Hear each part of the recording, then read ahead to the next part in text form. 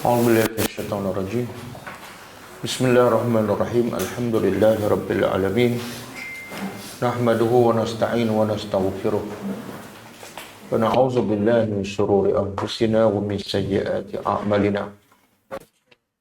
Man yahdihillahu fala mudilla lahu wa man yudlil fala hadiya lahu. Asyhadu an la ilaha illallah wahdahu la syarika lahu wa asyhadu anna Muhammadan abduhu wa rasuluh. Subhanaka la ilma lana illa ma 'allamtana innaka antal alimul hakim. Allahumma 'allimna ma yanfa'una wanfa'na bima 'allamtana wa zidna ilma. Allahumma ati anfusana taqwaha wa zakkiha anta khairu man zakkaha. Anta waliyuha wa maulaha. Rabbi yassir wa la tu'assir. Rabbi tammi bil khair. Amma ba'du. InsyaAllah kita sambung tadabbur surah An-Naml ayat 40 54. Sebelum tu kita tengok pengajaran ayat lepas, ayat 50 kan? 50. A'udzubillahi minasyaitonirrajim. Wa makaru makra wa makarna makra wa hum la yash'urun. Maksudnya, dan mereka merancang kejahatan, perancangan yang besar, dan kami merancang yang lebih besar, dan mereka tidak sedar. Pengajarannya pertama,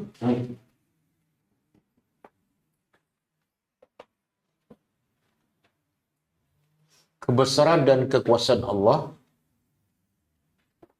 kebesaran dan kekuasaan Allah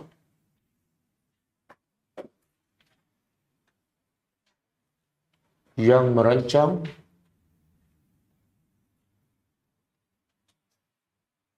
dan melaksanakan perancangan yang jauh lebih besar dan hebat dari perancangan musuh.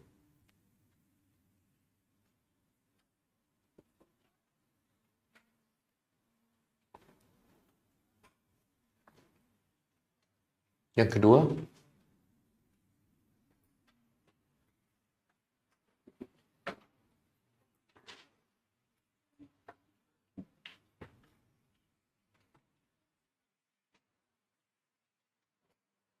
perancangan manusia sehebat mana pasti diketahui oleh Allah.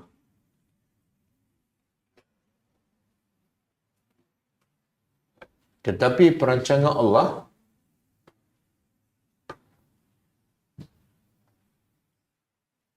tidak diketahui oleh manusia, bahkan tidak disedarinya.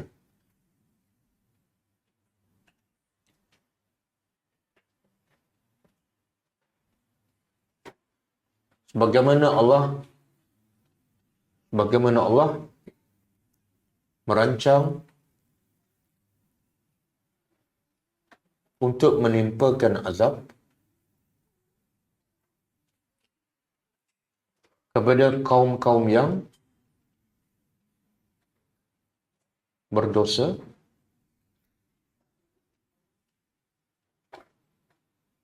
dalam keadaan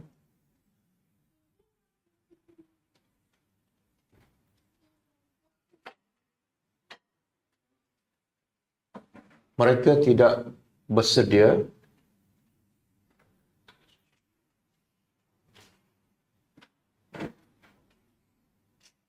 dan ketika mereka sedang berehat.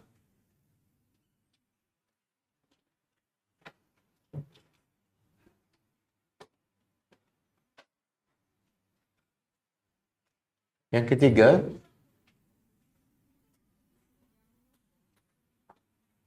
antara perancangan Allah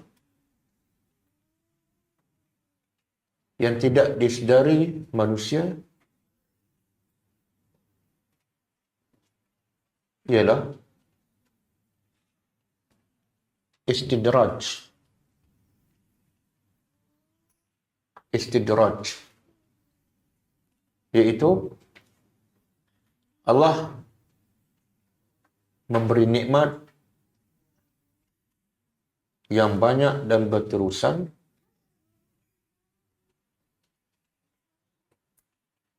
kepada hamba-Nya yang ingkar dan berterusan melakukan maksiat.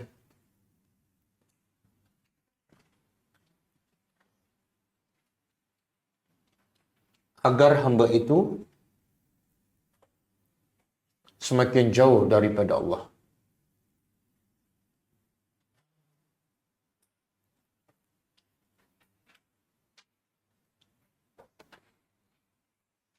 Ayat seterusnya. Wanzur kaifa kana aqibatu makrihim anna dammarnahum wa qaumahum ajma'in. Maka perhatilah bagaimana akibat kesudahan perancangan jahat mereka. Sesungguhnya kami telah hancurkan mereka dan kaum mereka kesemuanya.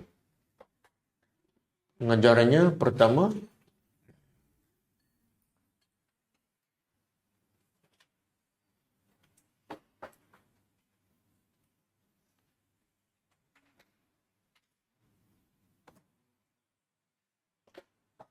Al-Quran sentiasa menggalakkan manusia agar sentiasa berfikir dan mengambil pengajaran daripada kisah-kisah umat-umat yang terdahulu yang ditimpakan oleh Allah azab yang dahsyat.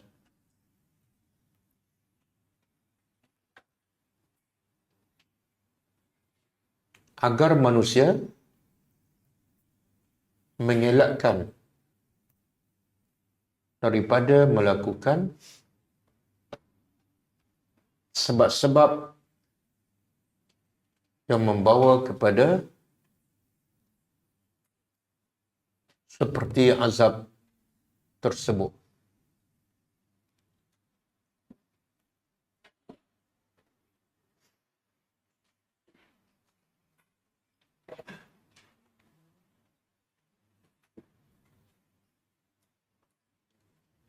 Yang keberapa? Yang kedua, semua balasan musibah atau azab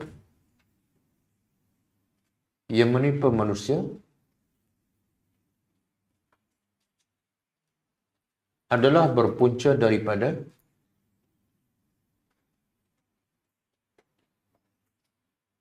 perancangan jahat dan kezaliman mereka.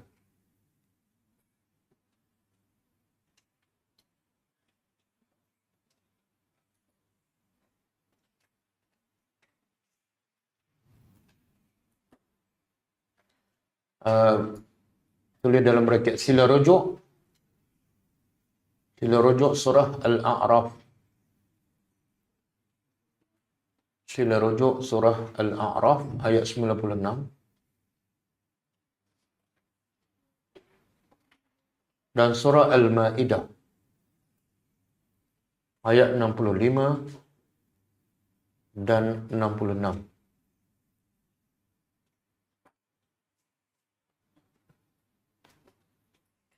Yang ketiga, azab Allah yang menimpa manusia, azab Allah yang menimpa manusia adalah umum.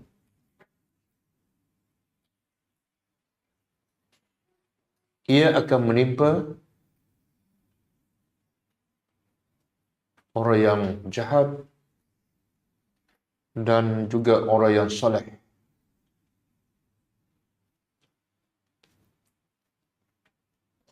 Sekiranya orang yang soleh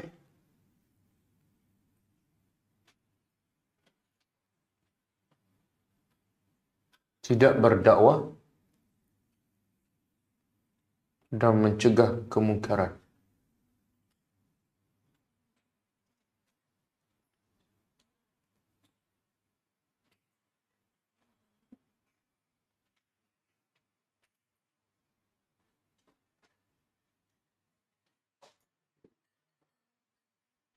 maka ayat 52, Fatilka buyutuhum khawiyah bima zalamu inna fi dhalika laayatan liqaumi ya'lamun.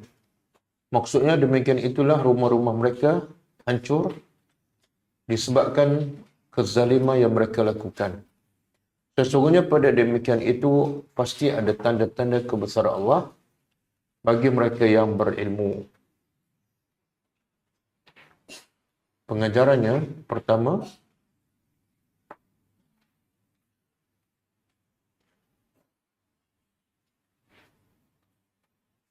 segala kebinasaan dan kerusakan yang berlaku di dunia adalah disebabkan tangan-tangan manusia yang menzalimi diri sendiri atau orang lain.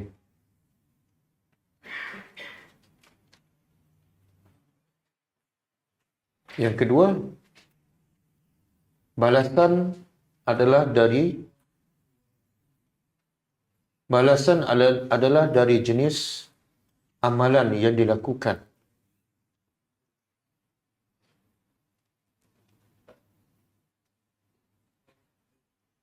Yang ketiga,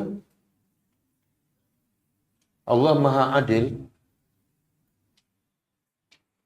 dan tidak mungkin menzalimi hamba-hambanya. Tetapi hamba-hambanya lah yang zalim.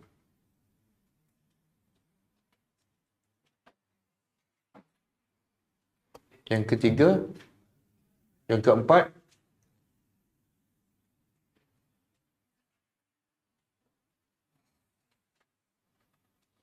jauhilah daripada perbuatan-perbuatan yang zalim agar kita dijauhkan dari musibah dan azab Allah.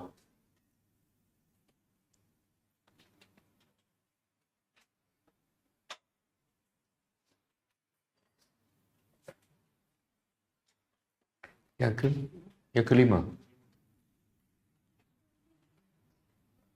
hanya orang yang berilmu sahaja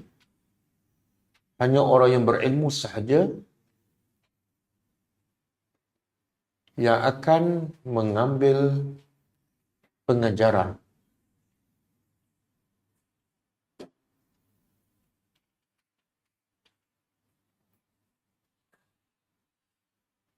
daripada apa sahaja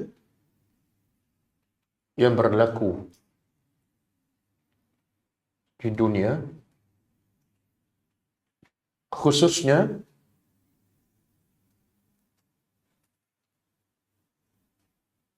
azab-azab yang menimpa umat-umat terdahulu.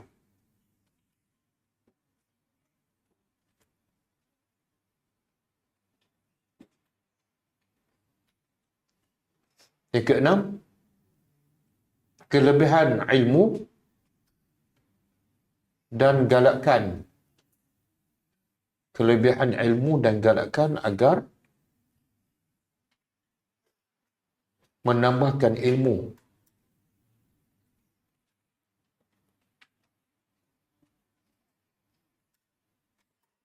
untuk mendapat pengajaran dan untuk berdakwah.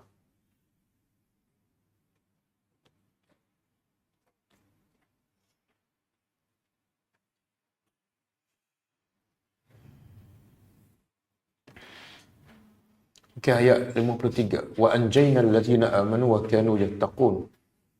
Dan kami telah selamatkan orang-orang yang beriman dan adalah mereka itu bertakwa. Pengajarannya, hanya dengan iman dan takwa sahaja manusia akan selamat daripada azab Allah di dunia dan di akhirat.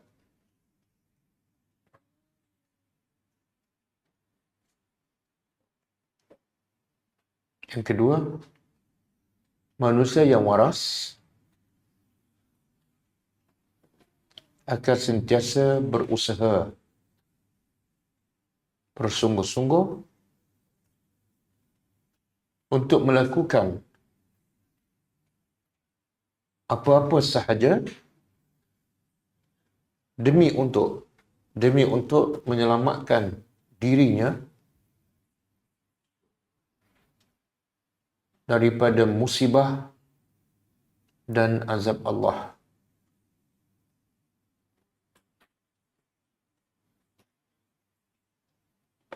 Iaitu dengan menjadi orang-orang yang beriman dan bertakwa. Yang ketiga, keadilan Allah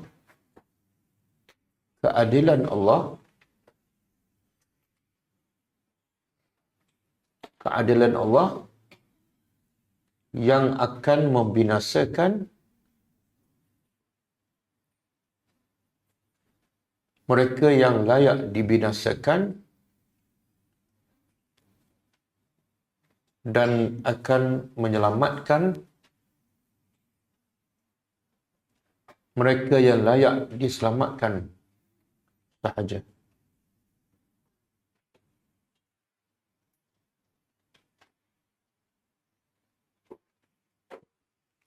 Okey, habis lah.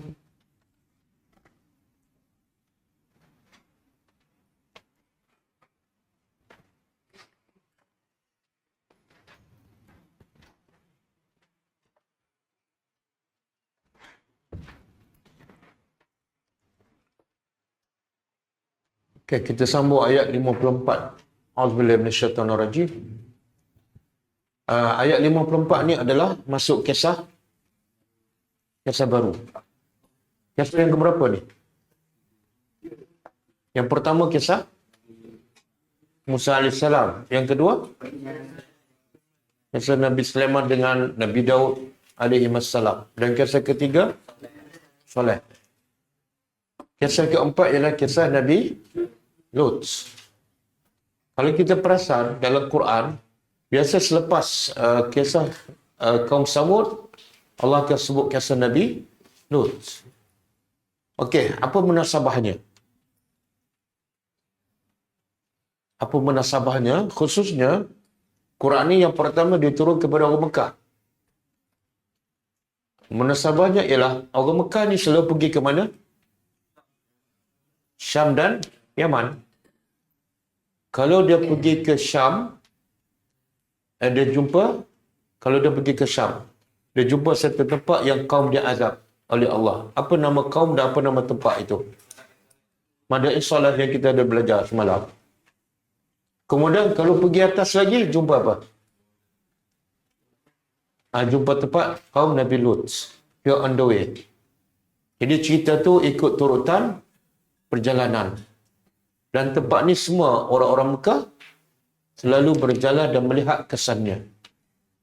Jadi semua ni Allah sebut sebagai apa? Sebagai peringatan kepada orang musyrikin Mekah supaya mereka janganlah jadi macam kaum Samud, kaum Nabi Lut. Dan yang Allah binasa umat-umat dahulu sebenarnya jauh lebih hebat, lebih kuat daripada orang musyrikin Mekah.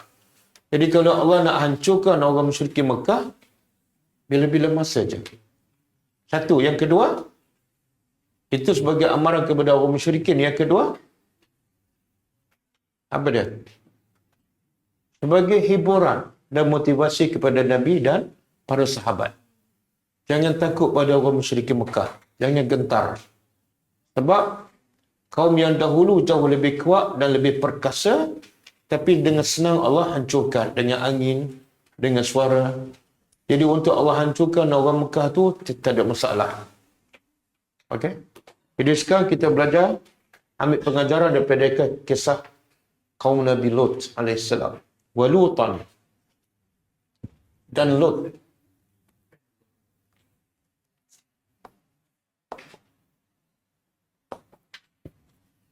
Dan Lut. Kalau kita belajar bahasa Arab, Lutan ni baris atas. Kenapa baris atas? Dia, kalau baris atas ni biasa apa dia? Yang kita dah belajar lah. Maf'ul bih. Apa makna maf'ul bih? Benda kena buat. Jadi biasa benda kena buat ni bukan duk di awal ayat. Contoh, Muhammad pukul anjing. Kan? Anjing tu duk nombor berapa? Muhammadun ataupun daraba Muhammadun kalban. Ini beri atas. Sebab apa? Dia panggil maf'ulun bih. Apa makna maf'ulun bih? Benda kena buat. Jadi kalau benda kena buat, nama dia maf'ulun bih, barisnya atas. Kan? Tapi di sini, Lutan baris atas terus. Tak ada apa-apa kat depan dia. Mana ayat ni, walutan, dia maktuf. Dia sambungan kepada ayat sebelum tu. Iaitu, wa arsalna, sebelum ni, wa arsalna salihan. Kami utuskan salih. Maf'ulun bih. Dan wa arsalna, kami utuskan juga Lutan. Maf'ulun bih. Ataupun ahli tafsir mengatakan takdirnya apa? Waskur, ingatlah wahai Muhammad kisah Lut. Jadi ingatlah Lutan maf'ulun bih. Dan ingatlah, lebih tepat ingatlah kisah Nabi Lut alaihi salam. Apa kisahnya? Iz qala. Apa makna is? Ketika mana qala, dia berkata,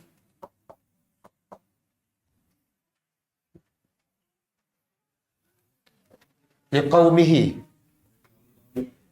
kepada kaumnya.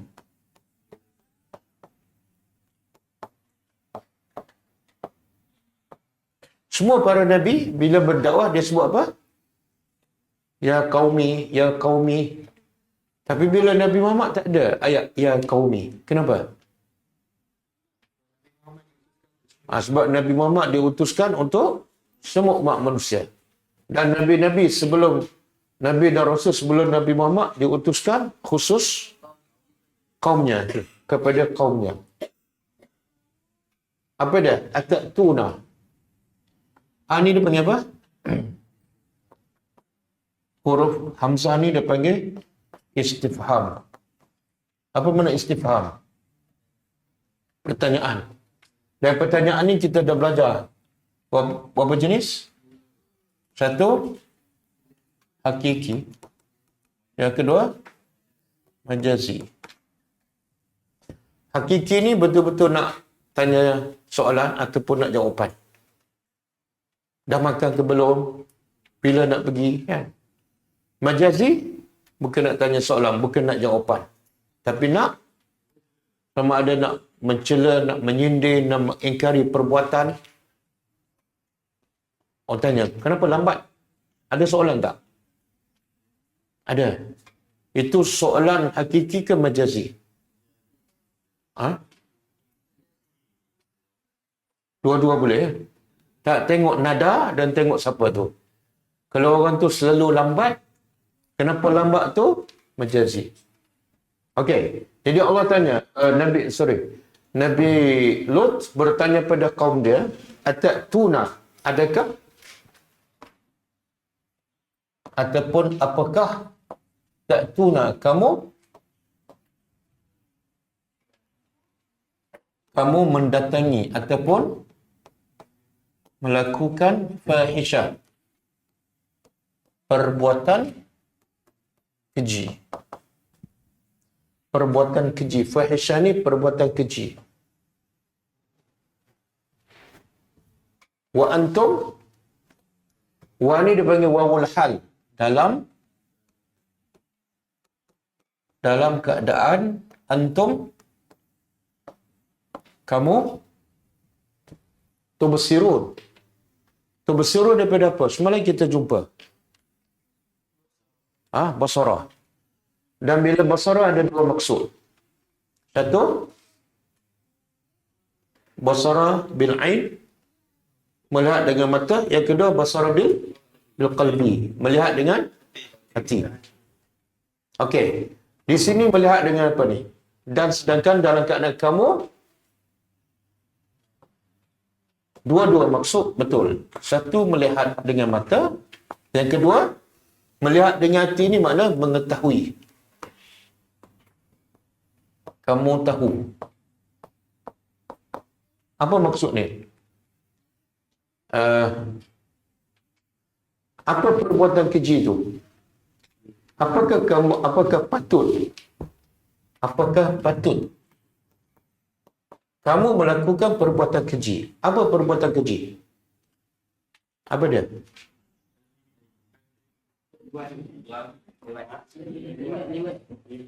Mana tu? Ayat selepas ni. Jangan jawab, belum belajar lagi. Itu cara Al-Quran. Cara Al-Quran apa dia? Mula-mula Allah sebut umum. Supaya apa? Kita bertanya, apa tu? Bila baca ayat seterusnya, kita dapat jawapan. Itu salah satu cara bahasa Al-Quran. Allah tak bagi tahu terus. Kalau Allah bagi tahu terus, kita tak berfikir. Kan? Betul kan? Tapi walaupun secara mula-mula Allah cakap umum, lepas tu Allah cakap detail, kita fokus juga ataupun tak fokus juga. Sama je. Same. Sebab apa? Tak faham. Sebab target kita bukan nak faham, target kita nak kata. Jadi apa yang Allah nak beritahu, banyak faedah, banyak kebaikan terlepas. Okey. Jadi soalan ni, soalan apa ni? Majazi. Apa yang maksud majazi di sini? Ada panggil taubihi litaubih, untuk mencela, wal inkar, dan inkar, wal ta'ajjub. 3 sekaligus. Soalan ni untuk mencela. Mencela apa? Perbuatan keji yang dilakukan oleh kaumnya, iaitu liwat. Yang kedua, Nabi Lut nak mengingkari perbuatan mereka. Patut kamu tak lakukan. Yang ketiga, ta'ajub, iaitu pelik sungguh perbuatan kamu ni. Iaitu apa dia? Susah. Yang Allah ciptakan kamu untuk perempuan, dan perempuan ada ramai. Tapi dia tak pilih perempuan, dia pilih lelaki. Satu. Yang kedua, bila lelaki sama lelaki, dia melalui apa dia? Dubur. Dubur itu tempat najis. Pelik sungguh kamu ni. Seolah ini ada bangkai, ini ada daging halal. Tiba-tiba dia pilih mana otak dia dah tu. Cela, mengingkari dan menimbulkan perbuatan yang paling pelik. Okey, perbuatan ni perbuatan keji. Dan lagi keji apa dia? Lagi menunjukkan perbuatan ini keji ialah Allah sebut dalam ayat ini. Apa dia? Apa dia? Tubsirun. Dua maksud. Dua-dua betul. Lagi keji ialah perbuatan keji dilakukan Sama-sama kamu melihat dengan mata sendiri. Secara terbuka. Yang kedua, kamu tahu perbuatan itu fahisyah. Keji, tapi buat dan tengok. Jadi menambahkan lagi kekejian dan apa? Dan kita tahu kan, perbuatan liwat ni ada tak sebelum ni? Sebelum zaman Nabi Lut. Ada? Ada ke tak ada? Tak tahu? Siapa tahu? Ada tak sebelum ataupun yang berlaku pada zaman Nabi Lut yang pertama? Pencetus ummah. Allah sebut dalam Quran. Allah sebut dalam surah apa dia? Siapa ingat? Ma sabaqakum ahad. Tak ada seorang pun pernah buat sebelum kamu. Saya lupa ayat tu pada. Maknanya lagi teruk. Apa yang teruknya kalau orang tu pertama kali buat?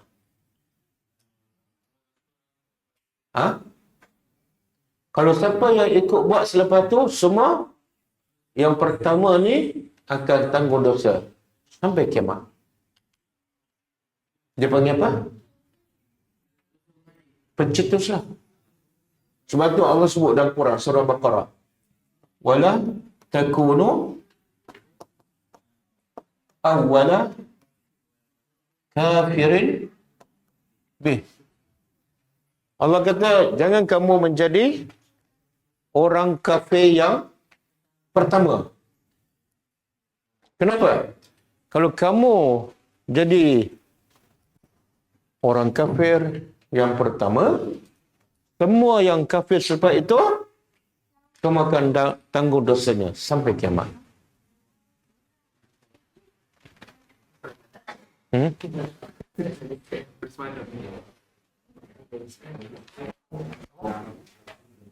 Adakah ini nasib malam? Bukan. Bukan. Bukan rahmat, ujian. Ujian. Okey.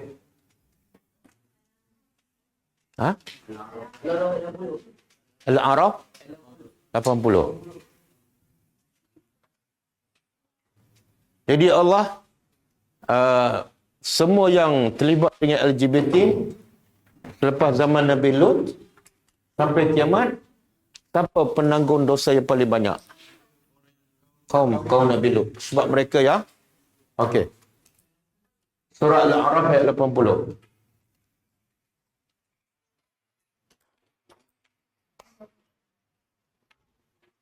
Kenapa? Sebelum ni okey je. Sama pakai okey. Oh, ada masalah kan? Kalau tidak masalah Ustaz Usama, masalah saya.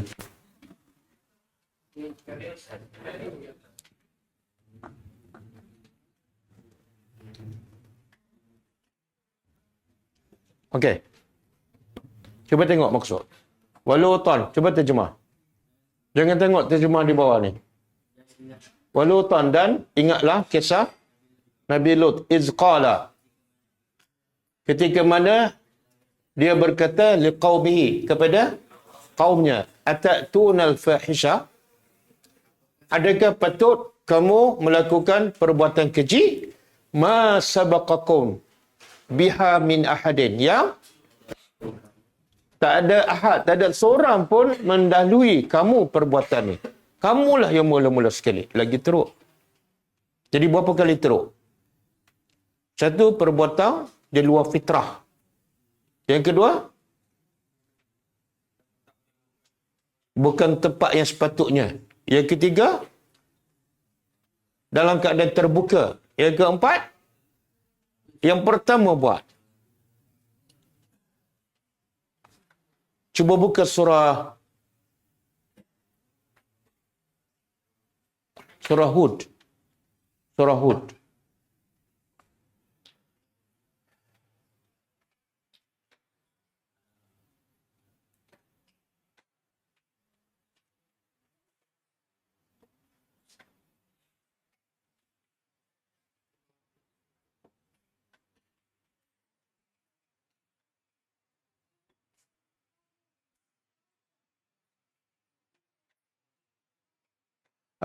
Cuba tengok ayat 77.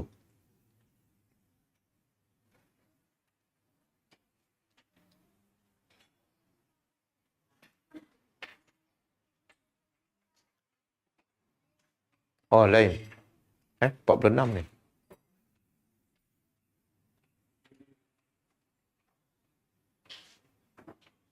Nak maklumkan, staf media kita Faisal sakit dan sekarang di hospital. SKL. Dah dua malam, 2 hari. Sebab tu dia tak ada ni. Kita doakan semoga Allah sembuhkannya. Syafaqullah.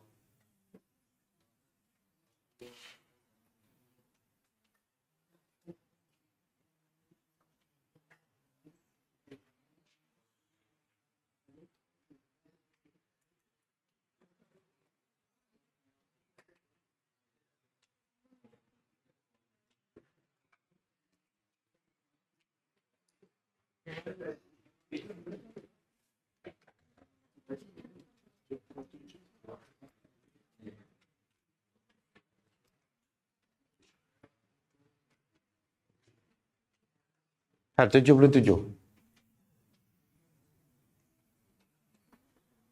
Okey.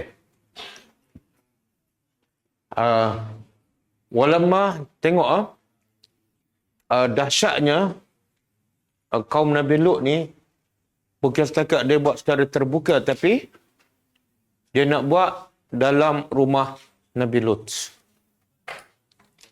Walamma ja'at rusuluna, maka tatkala datang Rasul ni, Allah kata Rasul-Rasul kami, iaitu para malaikat yang datang sebenarnya tujuannya untuk mengazab kaum Nabi Lut.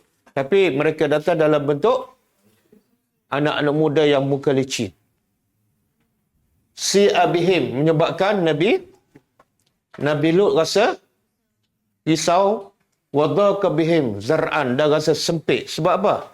Sebab dia tahu, kalau kaum dia tahu, kaum dia akan datang rumah dia habis. Wa qala hadza yaumun asib. Hari ini adalah hari yang sangat sukar. Okey, cuba turun. 78. Waja'ahu, dan datanglah kepada Nabi Lut, qaumuhu, kaumnya yang suka buat amalan fahisyah. Yura'una ni bersegera kepadanya. Dari mana dia tahu?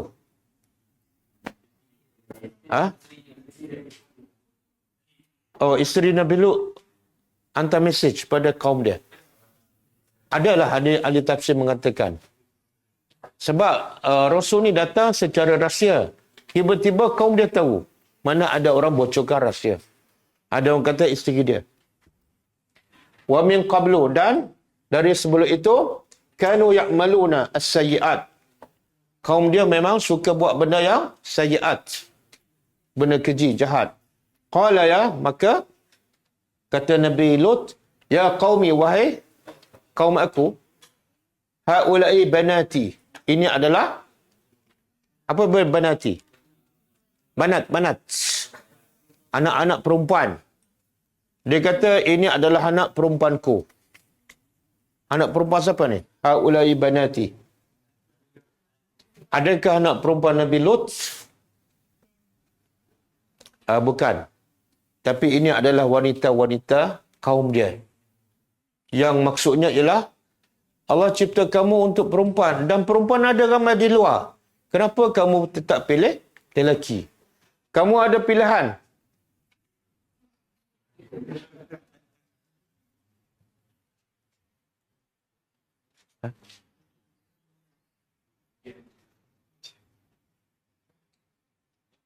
Okey. Hunna, mereka ni, banat ni, anak-anak perempuan ni, hunna athhar, lebih isim tafdhil, lebih suci bagi kamu. Kenapa nak ambil yang lelaki? Fattaqullah, takutlah pada Allah, jangan buat perbuatan keji ni. Kalau tak takut pada Allah pun paling kurang wala tukhzuni fi dhaifi, jangan kamu memalukan aku depan tetamu aku. Tetamu Nabi Lut siapa? Berikat. Alaisa minkum rajulur rasyid. Tengok soalan. Di kalangan kamu ni tak ada ke seorang lelaki yang waras? Yang boleh nasihat kamu, yang boleh halang kamu buat perbuatan keji. Tak ada ke? Takkanlah semua jahat. Semua bengong kan? Itu penting. Kalau nak berkawan, jangan kawan yang jahat. Semua jadi jahat. Okey, kita balik pada ayat kita.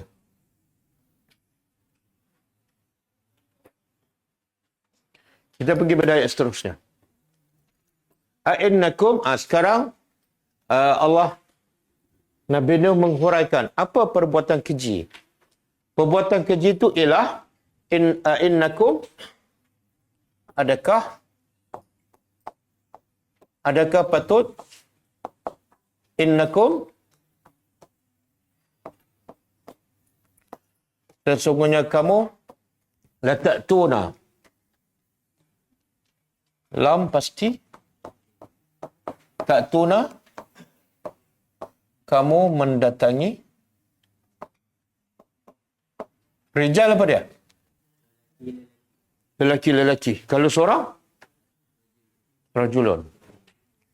Adakah patut kamu lelaki tapi kamu mendatangi lelaki-lelaki? Syahwatan.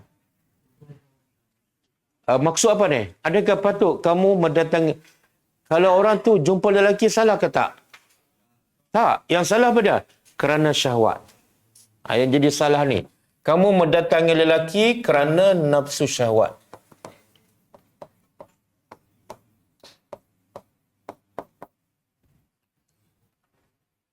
Okey.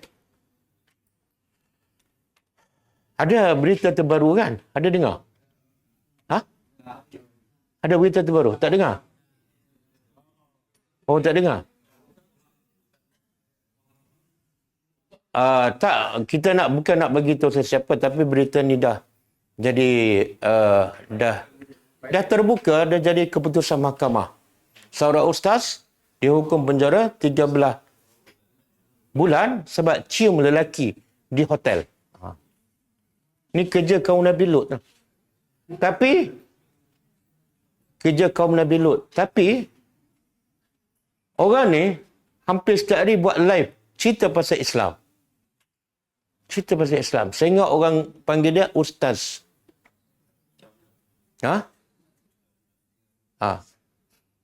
Apa pengajarannya? Apa pengajarannya? Ustaz-ustaz ni bukan boleh percaya sangat. Tak betul kan? Kena pilih-pilih. Siapa sangka pakai serban, pakai jubah, cakap ayat Quran, cakap pasal Islam, tengok-tengok kena hukum sebab liwat, cium lelaki. Begitu ramai perempuan kat luar, dia pilih lelaki. Ni, min dunin nisa. Adakah patut kamu datang lelaki kerana nafsu syahwat tanpa perempuan yang ada sebelah kamu? Makna fitrah semula jadi ada sebelah kamu, kamu tinggal. Ini makanan halal, yang ni haram, kamu ambil yang haram. Yang ni fresh, yang ni bangkai, kamu ambil yang bangkai. Adakah patut? Min dunin nisa, tanpa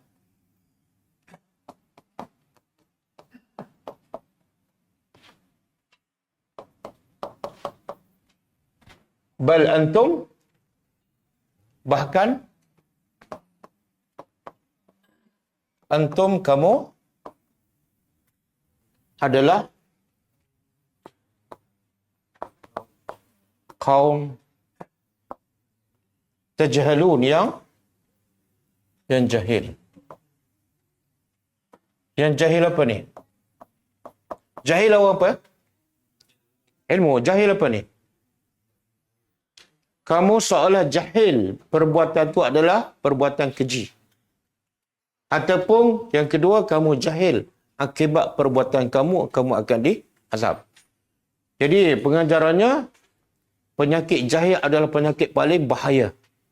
Semua musibah, semua azab, semua masalah bermula daripada jahil. Jahil agama. Okey. Cuba kita tengok perbuatan liwat ni apa hukum dia. Cuba keluarkan hadis. keluarkan hadis. Apa hukuman sepatutnya kepada peliwat?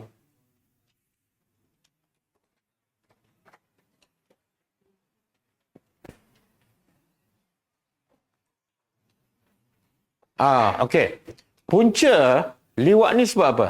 Satu, sebab jahil kan? Yang kedua, walaupun dia jahil ilmu, tapi fitrah semula jadi. Kan, kita tengok, kita dengar pun dah rasa juak, rasa benci, rasa meluat kan? Itu fitrah. Tapi, jahil pun, dia tak rasa. Kemudian rasa keji pun tak rasa. Sebab apa? Hilang sifat malu. Hilang sifat malu. Sebab tu Nabi sebut dalam satu hadis, An Imran bin Husain. Ini pelajar-pelajar untuk bentang hari Ahad. Boleh jadikan tajuk ni. Tajuk apa dia? Dosa liwat dan kesannya. An Imran bin Husain radhiyallahu anhu qala Rasulullah sallallahu alaihi wasallam, al-haya'u la ya'ti illa bi khair. Hadis muttafaqun alaih. Siapa boleh terjemah? Al-haya'u. Al-haya' apa dia? Bukan kehidupan. Malu. Al-haya' tu malu. Sifat malu la ya'ti illa bi khair. Tidak akan datang kecuali semuanya baik. Maksudnya, sifat kalau siapa ada malu, pasti ada kebaikan. Apa dia? Malu nak buat maksiat, malu nak membazir, semua akan jadi baik. Malu nak duduk sebelah lelaki, nak cium lelaki, malunya dia tak akan jadi berbuat mungkar. Tapi bila tak ada malu, apa jadi? Semua dosa-dosa tu punca pada sebab tak ada malu. Tak malu nak mengumpat orang. Macamlah dia tu baik sangat. Dia kurak penuh, lepas tu jual obat kurak. Kan? Muka tak malu. Okey? Hadis ni boleh hafal. Al-haya'u la ya'ti illa bi khair. Sebab itulah, siapa pernah pergi Jepun?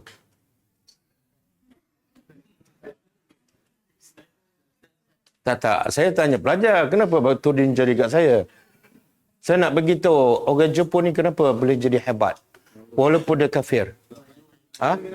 Kalau wallet kita jatuh, sebulan dia hantar balik. Satu sen pun dia tak ambil. Walaupun dia kafir. Sistem dia memang paling canggih. Kalau kita naik train, kita turun train ni dah jalan 5 minit, elok-elok, masuk train yang baru. Tak ada pembaziran di dalam train, langsung tak bercakap, langsung tak bunyi suara dibaca. Kenapa? Dia malu nak kacau orang, malu nak ganggu orang. Sifat malu menjadikan dia buat yang terbaik. Dia kalau buat kereta tak ada model baru selepas 2 tahun, dia rasa malu, teruknya aku. Maka dia sentiasa maju.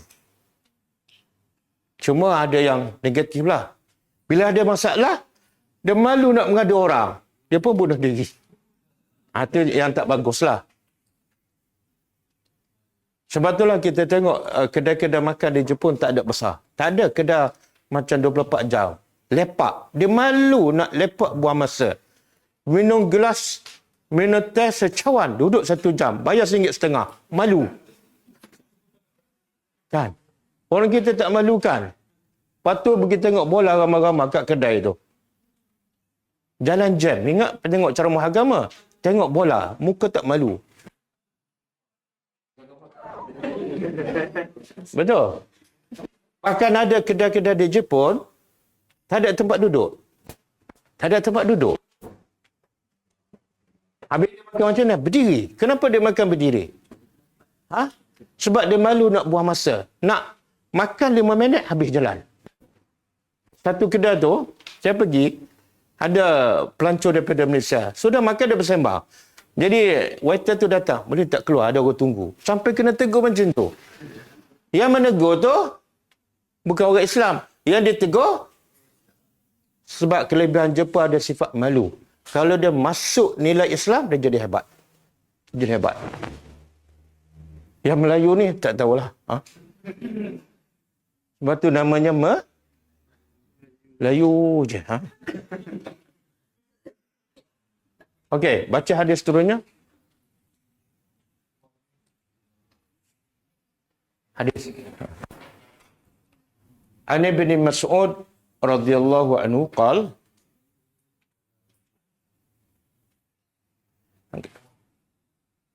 Qala Nabi sallallahu alaihi wasallam Inna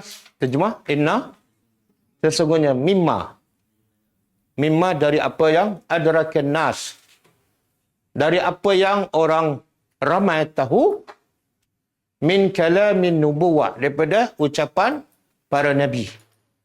Antara ucapan para nabi yang ramai orang tahu, apa dia? Semua nabi cakap benda yang sama. Iza lam tastahi fasna' ma syi'ta. Apabila kamu tak malu, kamu buatlah apa saja, termasuklah lewat. Semua punca tidak ada malu. Ha. Tengok dia pergi rumah siapa tu? Rumah Nabi Lut. Tak ada muka malu. Paling kurang segan lah, ni rumah Nabi kan. Kalau nak buat balik rumah lah kan. Tapi tak ada malu. Jadi boleh hafal ni. Iza lam tastahi fasna' ma syi'ta. Semua yang buat dosa, membazir, mengumpat, buang masa, membazir air, tak malu. Allah bagi nikmat sihat, Allah bagi air, dia muka tak malu, dia membazir.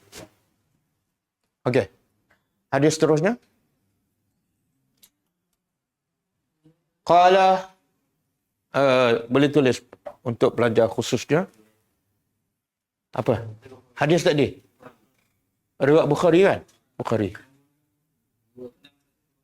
Ada nombor tadi. Ustaz bagi nombor. Sebab Ustaz tahu dah, pelajar akan tanya. Qala ba'du salaf. Telah berkata sebahagian ulama salaf. Khifillah. Khif apa dia? Takutlah pada Allah. Ala qadri qudratihi alaika. Siapa faham? Takutlah kepada Allah mengikut kadar kekuasaan Allah ke atas engkau. Boleh faham? Kamu takut pada Allah sekadar setakat mana Allah berkuasa pada kamu. Okey, Allah berkuasa buat apa-apa tak pada kita. Takutlah sepenuhnya sebab dia maha hebat. Tapi kalau kamu rasa Allah tak hebat, takut sikit sudahlah. Boleh faham? Maksud apa tu? Allah sangat hebat, boleh buat apa-apa. Takutlah dia sungguh-sungguh dan bila-bila masa. Yang kedua, wastahyi minhu, dan malulah kepada Allah ala qadri qurbihi minka. Cantik bahasa dia. Ini bukan hadis, bukan Quran. Tapi kata-kata ulama. Apa maksud? Malulah kepada Allah mengikut kadar dekatnya Allah kepada engkau. Contoh, kalau kita rasa Allah dekat sangat dengan kita, kita malu nak mengumpat, malu nak buat dosa. Sebab Allah dekat ni. Tapi kalau kita rasa Allah jauh je, senang tak kita buat dosa? Bila-bila masa je. Jadi malu kita berdasarkan apa? Setakat mana hubungan kita dengan Allah dekat ataupun jauh. Dan takut kita berdasarkan apa? Takut kita pada Allah. Berdasarkan setakat mana kita rasa kehebatan Allah, setakat itulah ketakutan kita kepada Allah. Okey. Waqad kata ba'du salaf, waqad yatawalladul haya'u. Kadang-kadang malu tu lahir daripada Allah. Malu kita kepada Allah lahir muncul bila? Min mutala'atin ni'am. Bila kita cek nikmat Allah pada kita satu-satu. Banyaknya. Sehat, mata terang, mulut lancar, telinga clear. Boleh berjalan, boleh berfikir. Ya Allah, malunya aku nak guna nikmat untuk lawan balik Tuhan. Boleh faham? Jadi, malu tu akan lahir, malu kepada Allah akan lahir daripada kita rasa nikmat Allah terlalu banyak. Fayastahyi. Maka seorang hamba akan malu kepada Allah, an yasta'ina. Malu untuk menggunakan nikmat Allah untuk melakukan maksiat kepada Allah. Kan kita nak mengumpatkan, kita rasa ya Allah, Allah bagi aku lancar bercakap, gigi pun okey. Tiba-tiba aku nak guna kelancaran yang Allah bagi untuk buat dosa yang Allah tak suka. Tak jadi mengumpat. Boleh? Fahadha kulluhu a'la khisalil iman. Inilah iman yang paling tinggi. Okey. Ada lagi hadis. An Abi Hurairah anin Nabi sallallahu alaihi wasallam qala, daripada Abu Hurairah radhiyallahu anhu, daripada Nabi sallallahu alaihi wasallam, qala, dia berkata, al-iman, iman itu bid'un wa sab'una. Iman itu ada 70 cabang. Iman ni banyak cabang. Dalam hadis ni Nabi kata sab'un, 70 cabang, atau bid'un wa sittuna syu'bah, ataupun 60 cabang. Tapi Nabi tak sebut semua. Nabi kata apa?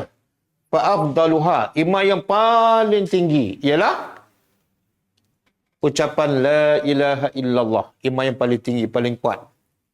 Bilal boleh bertahan walaupun diseksa sebab apa? Sebab akidah la ilaha illallah. Ahad. Dan iman yang paling rendah sekali apa dah? Imatatul aza anit tariq. Bukan buang sesuatu yang mengganggu di jalan.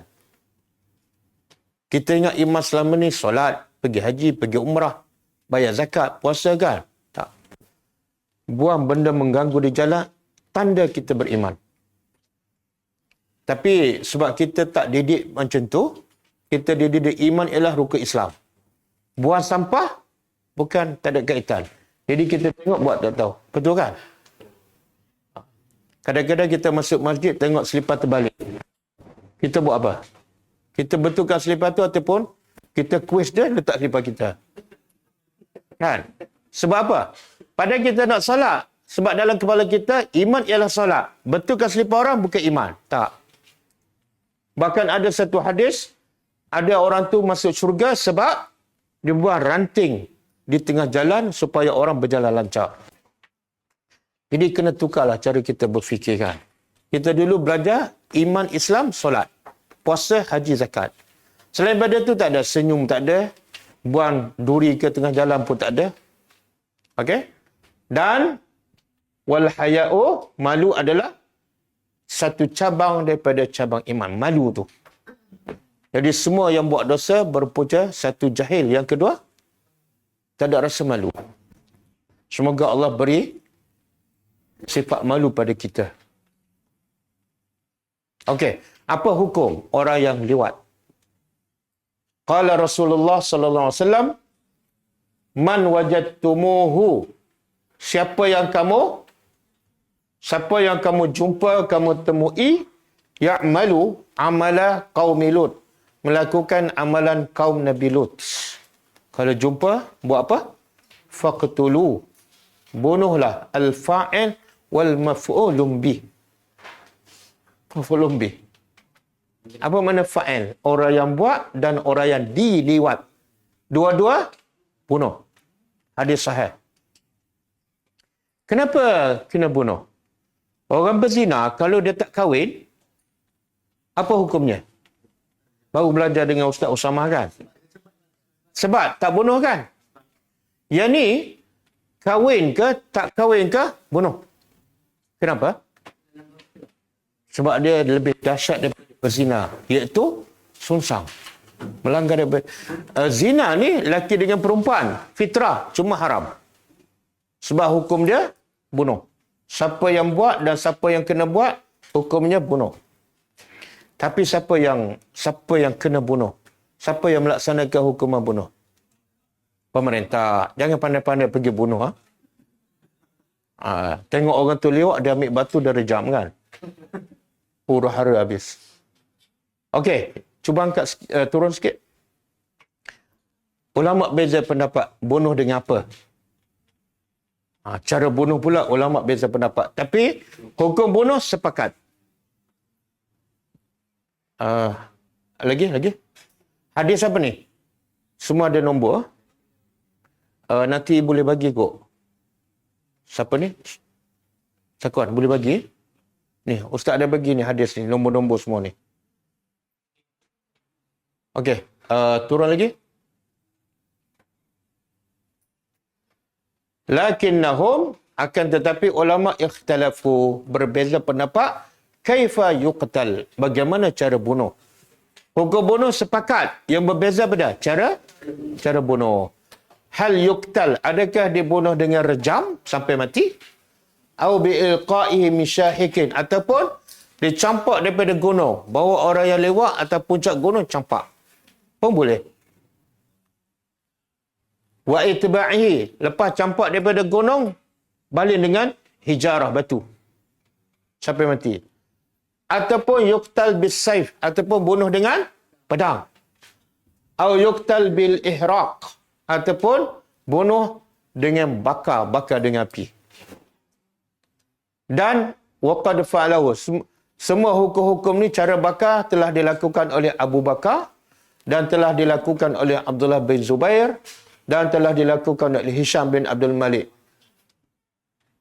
Fal muhim apa dah? Semua ni bersepakat hukum lewat dan yang diliwat bunuh, cuma cara bunuh berbeza pendapat. Okey. Okey. Tapi sekarang banyak ni. Cuba bayangkan, kalau orang yang title dia ustaz, yang mengajar live agama, pakai serban boleh buat.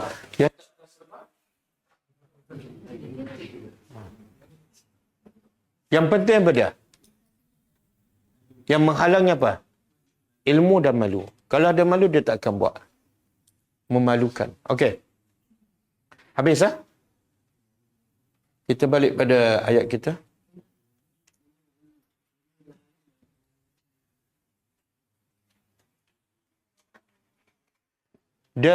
Allah sebut dalam ayat pasal zina kan? Wala taqrabu az-zina. Innahu kana fahishatan wa sa'a sabila. Maksud dia apa dah?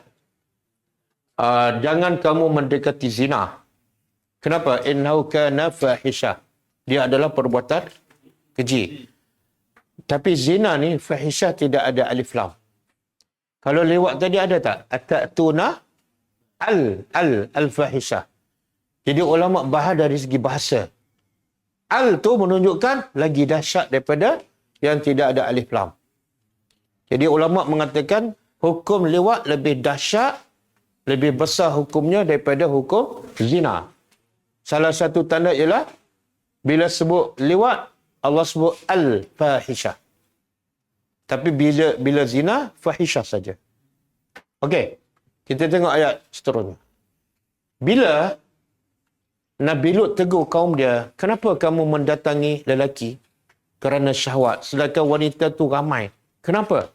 Apa jawapan kaum dia?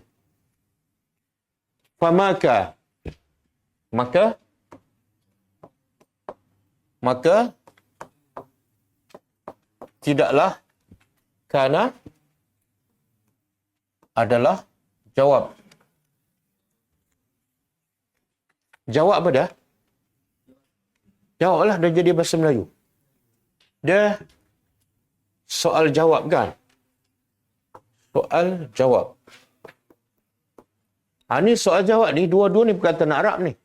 Tapi telah dimelayukan. Kita tengok bahasa Al-Quran.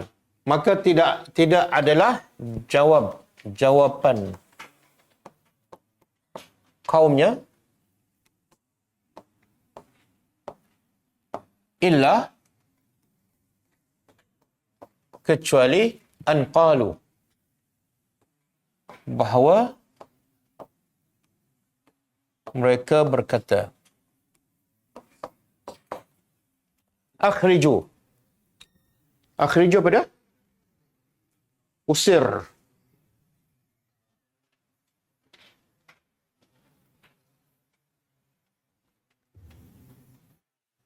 Akhriju usir.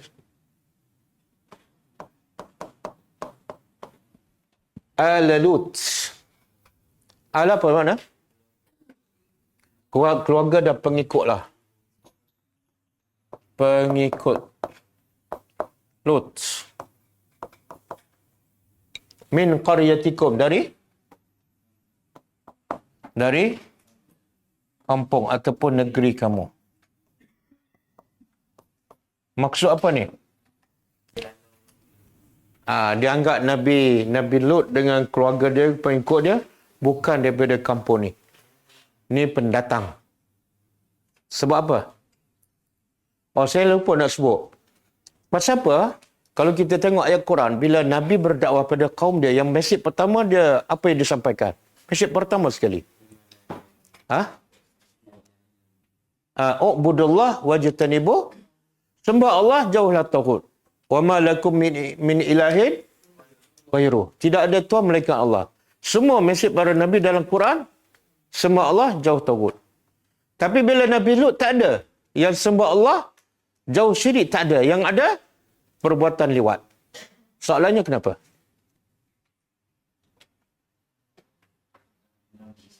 Ya? Ada Nabi? Nabi apa? Ada tak Nabi yang sezama dengan Nabi Lut? Nabi Ibrahim AS. Apa hubungan Nabi Ibrahim dengan Nabi Lut? Ialah saudara tu apa hubungan?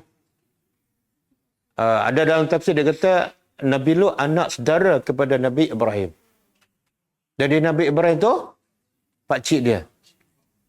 Jadi jawapan pertama, kenapa Nabi Lut tak fokus pada tauhid? Sebab jawapan pertama sebab pasal tauhid ni Nabi Ibrahim dah sampaikan dah. Mesej semua dah sampai dah. Dan Nabi Ibrahim arahkan Nabi Lut handle bahagian liwat ni. Itu jawapan pertama. Jawapan kedua, Nabi Lut cakap juga pasal tauhid. Dan kaum dia tak ada masalah bab tauhid. Tak semua berhala. Cuma akhlak yang buruk. Maka dia fokus pada benda yang berlaku ketika itu. Sama juga ada seorang Nabi. Dia lebih fokus pada bukan tauhid. Tahu Nabi apa? Nabi Shu'aib. Bila dia tegur kaum dia pasal apa? Pasal timbangan. Mengurangkan timbangan. Jadi Nabi ni asas dia tauhid lah. Kemudian yang kedua, apa yang berlaku yang besar ketika itu. Dia fokus yang tu. Sekarang macam di Malaysia, nak fokus apa? Nak fokus apa? Semua sekali. Semua lah. LGBT pun ada kah? Rasuah ada. Timbangan pun ada. Semua ada. Tidak ada yang tidak ada. Innahum, sesungguhnya mereka unasun, manusia yang yatatahharun. Apa makna yatatahharun? Suci. Siapa yang cakap ni? Kaum Nabi? Dia kata pada siapa? Tak, kaum dia cakap pada Nabi Lut dan pengikut dia. Apa dia? Pertama dia kata, kita usir Nabi Lut dan pengikut dia. Sebab apa? Ini sebab ada.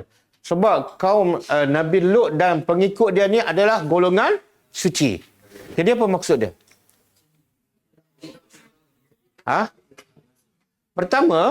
Pendapat pertama, dia tahu perbuatan liwat tu kotor, keji. Jadi bila Nabi Lut menghalang, mana Nabi Lut tu dia faham kaum yang suci. Sebab nak menghalang perbuatan yang keji. Itu pendapat pertama. Pendapat kedua, dia menyindir. Kita buat liwat ni okey, tak ada masalah. Siapa yang larang tu, macamlah suci sangat. Faham? Macam orang tak solat lah, tak pergi masjid. Bila kawan dia ajak pergi solat, dia rasa dia tak solat tu okey. Bila kawan dia ajak pergi masjid, suci sangat ke kamu ni? Malaikat ke kamu ni kan? Sebab dia menyindirkan. Dia rasa dia dah okey. Sama lah ni. Okey? Jadi pengajarannya apa di sini? Daripada ayat 56. Apa pengajaran?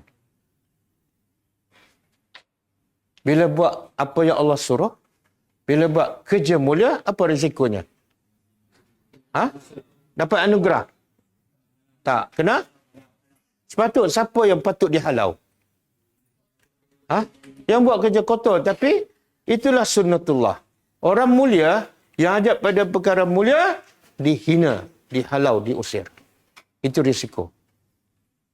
Jadi nak dihalau ke nak kekal di tempat tu?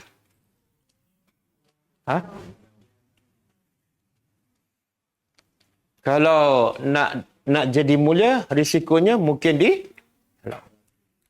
Okey. Kita tengok apa kesudahannya. Fa'anjainahu. Lalu anjainahu. Kami selamatkan.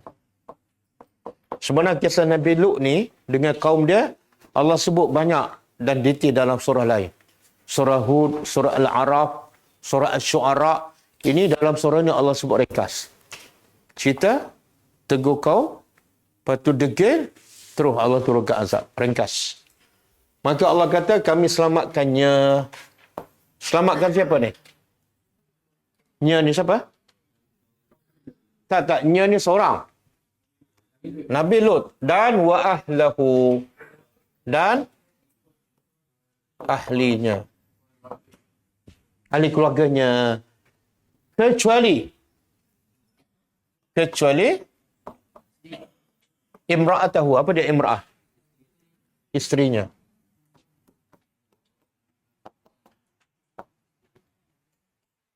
Isterinya tak selamat. Allah tak selamatkan. Walaupun isteri seorang Nabi. Walaupun dia duduk dalam rumah Nabi. Allah selamatkan yang beriman dan bertakwa sahaja. Jadi pengajarannya apa? Bukan mesti anak ustaz selamat. Bukan mesti cucu tok guru selamat. Bukan mesti keturunan Rasulullah selamat. Bahkan pakcik Rasulullah, tabbat yada abi lahabin atab. Apa yang Allah takdirkan pada isterinya? Qaddarnaha. Kami telah takdirkannya.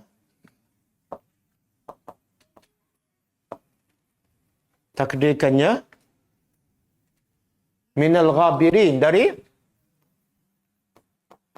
ghabirin apa dia? Al-Baqina. Kami takdirkan isteri Lot orang yang baki, iaitu kekal. Baqa. Orang yang dari golongan kekal dalam azab.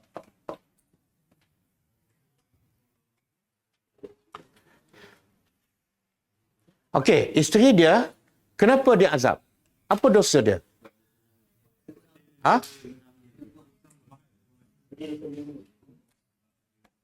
Kalau syubhat, adakah dia jadi kafir dan kekal dalam neraka? Ahli tafsir mengatakan isteri Nabi Lut ni sebenarnya kafir. Sebab tu dia khianat. Dia kalau Islam, dia tak khianat macam tu. Cuba buka surah At-Tahrim ayat 10.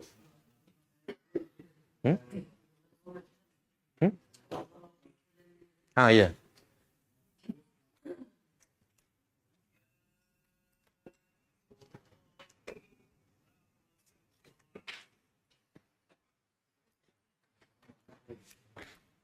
Okey. Tengok, Allah kata apa? Cuba terjemah. Daraballahu masalah.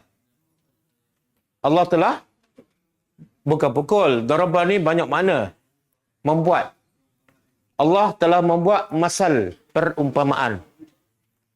Kepada siapa? Lillazina kafaru, untuk orang kafir. Mana isteri ni kafir. Contoh ni untuk orang kafir. Siapa? Ya Allah buat contoh pada orang kafir. Imra'atan Nuh. Pertama, isteri Nabi Nuh. Yang kedua, wa imra'ata Lut, isteri Nabi Lut. Kanata. Adalah kedua-dua ni, isteri Nabi Nuh dan Nabi Lut, tahta, di bawah abdaini. Di bawah jagaan pengawasan dua hamba min ibadina salihin. Dua-dua hamba kami yang soleh. Dua-dua Nabi. Tapi akhirnya, fakhanatahuma. Kedua-dua khianat. Khianat di sini ialah kufur. Maka, sebab mereka kufur, falam yughniya anhuma minallah. Apa maksud? Falam yughniya. Dua-dua siapa? Dua-dua ni, Nabi Nuh dan Nabi Lut, sedikit pun tidak boleh membantu menyelamatkan keduanya minallah, daripada azab Allah. Walaupun mereka berdua Nabi. Sikit pun tak boleh selamat bila kufur. Sebab tu Nabi pesan, Nabi kita SAW pesan kepada Fatimah. Ya Fatimah, inni la ughni anki minallahi syai'a. Wahai Fatimah, aku tak boleh selamatkan engkau daripada azab Allah sedikit pun kalau kamu tak beriman. Walaupun aku Nabi. Jadi iman tu tak dapat diwarisi. Hadis sahih ke dhaif? Ha? Hadis riwayat siapa? Rabbani. Ha?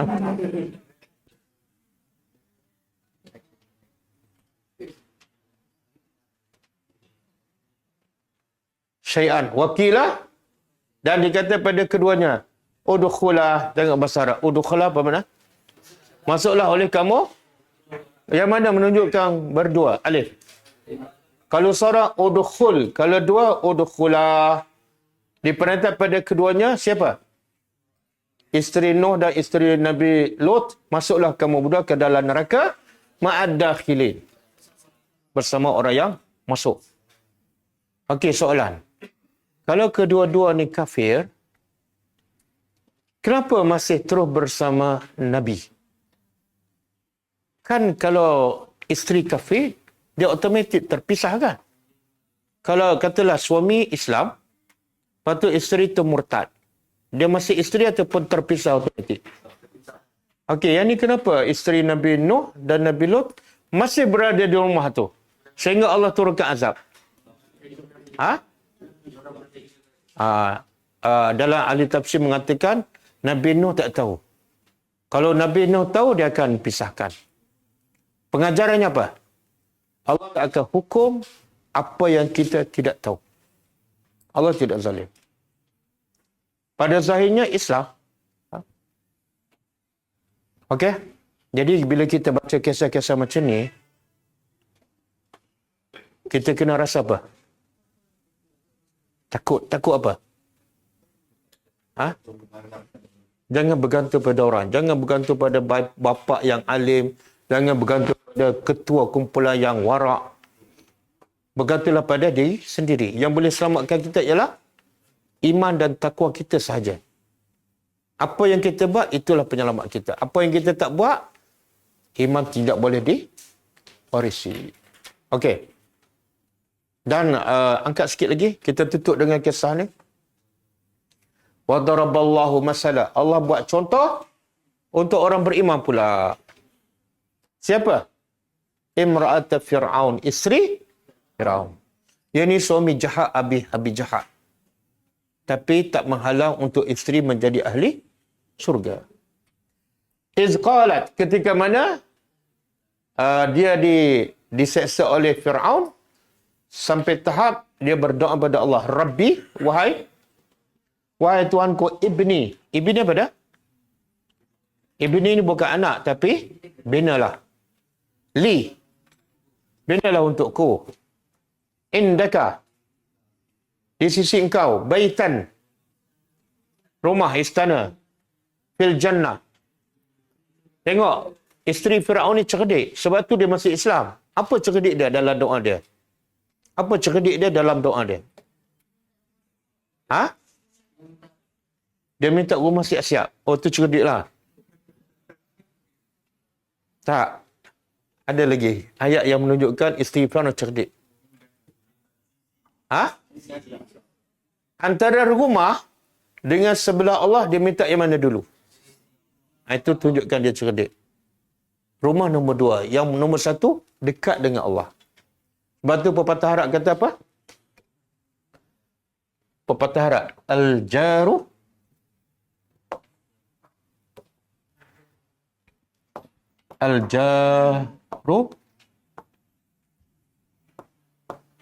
qabla dar.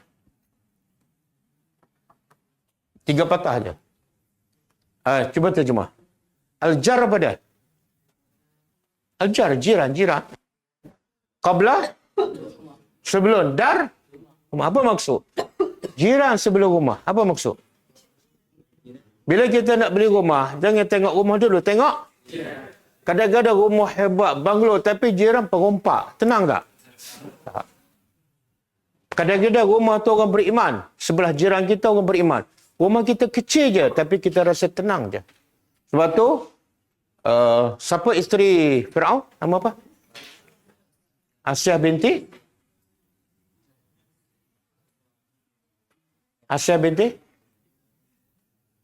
Dia kalau tak tahu dan jawapan mesti betul. Binti bapaknya. Binti Muzahim. Cerdiknya Asyah, dia minta sebelah engkau. Aku minta sebelah engkau, rumah. Jadi nombor 1, dekat dengan engkau. Nombor 2, rumah. Bila dekat dengan Allah, syurga apa ni? Syurga? Firdaus. Kalau ikut amalan Asia, layak tak masuk syurga Firdaus? Layak tak? Dia ada buat amalan apa-apa? Tak ada. Tapi amalan tak banyak. Minta syurga Firdaus. Layak tak? Kita pula amalan banyak tapi tak layak masuk syurga Firdaus. Habis layak apa? Aku menantimu di pintu syurga. Ini menunjukkan apa? Nabi pesan pada kita, "Idza sa'altumullah fas'alu al-firdaus al-a'la." Bila kamu minta sesuatu pada Allah, minta syurga paling, jangan kira siapa kamu. Cita-cita syurga kena tinggi. Ini kat dunia cita-cita tinggi. Kat syurga, dapat syurga yang paling rendah pun dah okey. Kat dunia nak banglo, nak kondo. Okey, habis kisah Nabi Lut ni belum habis. Ada 1 ayat lagi rasanya. Kita sambung, insya-Allah, minggu depan.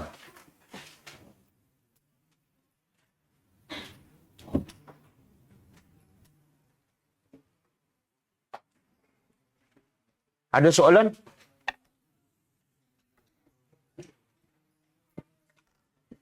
Okey, kalau tak ada, kita tutup dengan membaca tasbih kafarah. Subhanakallahumma wa bihamdika, asyhadu an la ilaha illa anta, astaghfiruka wa atubu ilaik. Assalamualaikum warahmatullahi wabarakatuh. Kitab Allah tarqa jinanahu wa tanal 'azim.